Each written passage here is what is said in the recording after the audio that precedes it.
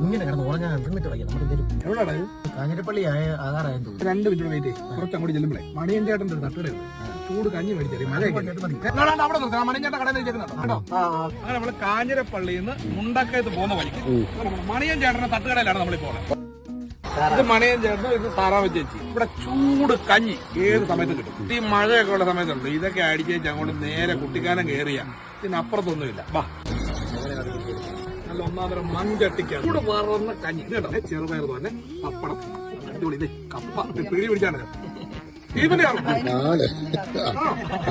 കഞ്ഞിക്കള്ളാണോ? ഇത് ചോറൊന്നുണ്ടെന്നില്ല. ഇത്ര വിലയുള്ളപ്പോൾ ചെറുപയറിന്റെ തോരന്റെ കയ്യിൽ കാഞ്ഞിരപ്പള്ളിയിൽ നിന്ന് മുണ്ടക്കയം പോകുന്നവരൊക്കെ ഈ 26 മൈൽ വന്നിട്ട് കഞ്ഞി കുടിക്കാൻ മറക്കല്ലേ. തൽക്കാലത്തേക്ക് ഞങ്ങൾ വിരിയാണ്. ഇനി വീണ്ടും വിളിക്കും.